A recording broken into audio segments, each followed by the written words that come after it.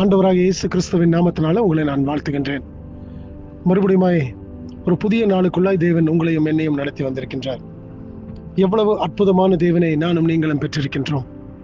நம்முடைய எல்லா நிலைமைகளிலும் அவர் நமக்கு போதுமான தேவனாக இருக்கிறாராம். நாம் சோர்வின் நேரத்தில் கடந்து போகும் பொழுது அவர்தாமே என்னை தேற்றுகின்றவராய் இருக்கின்றார். நான் கண்ணீருடனூடாய் கடந்து போகும் பொழுது அவர் என்னுடைய கண்ணீரை காண்கின்ற தேவனாக இருக்கின்றாராம்.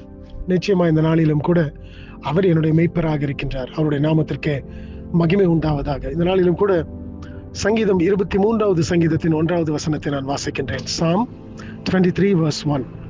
கர்த்தர் என் மெய்ப்பராக இருக்கிறார், நான் தாழ்ச்சி அடைய. இந்த வசனத்துல நாம் பார்க்கும் பொழுது கர்த்தர் நம்முடைய மெய்ப்பராய் இருக்கும் பொழுது நாம் எந்த விதத்திலும் குறைந்து போகுவதில்லை, தாழ்ச்சி அடைந்து போகுவதில்லை.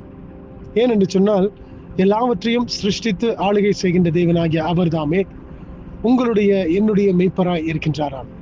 ஒரு மெய்ப்பன் தன்னுடைய ஆடுகளை எவ்வளவு பத்திரமாக பார்த்து கொள்கின்றானோ அதை காட்டிலும் நம்முடைய கர்த்தராகிய இயேசு கிறிஸ்து மெய்ப்பனாய் இருக்கும் பொழுது உங்களையும் என்னையும் அவர்தாமே பாதுகாத்து வழிநடத்த, நமக்கு ஒரு குறைவும் இல்லாதபடிக்கு நம்மை போஷிக்க, நாம் எந்த வழிகளிலே கடந்து போனாலும் மெய்ப்பனாகிய அவர்தாமே நம்மோடு கூட வருகின்றவராக இருக்கின்றார். மெய்ப்பர்களைப் போல உங்களையும் என்னையும் விட்டு செல்கின்றவர் அல்ல. வேதத்தில் நாம் பார்க்கும் பொழுது மெய்ப்பன் சிங்கம் வரும் பொழுதும் கரடி வரும் பொழுதும் தன்னுடைய உயிரை காப்பாற்ற வேண்டும் என்று சொல்லி அவன் தாமே ஓடி போகின்றானாம். ஆனால் இந்த இரட்சகராகிய மெய்ப்பர் தாமே எல்லா நிலைமைகளிலும் அவர் முன்பதாக சென்று நம்முடைய எல்லா வழிகளையும் அவர் செவ்வையாக்குகிற தேவனாக இருக்கின்றார். அவர்தாமே இந்த நாளிலும் கூட நம்மை வழி நடத்துவார். இந்த நாளிலும் கூட நமக்கு வேண்டிய எல்லா கிருபைகளையும் பாராட்டுவார். இந்த நாள் முழுவதுமாய் நம்முடைய குறைச்சல்கள் எல்லாவற்றையும் நிறைவாக்க அவர் போதுமான தேவனாக இருக்கின்றார்.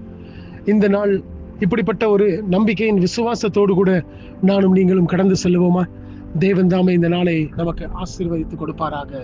ஆமென்.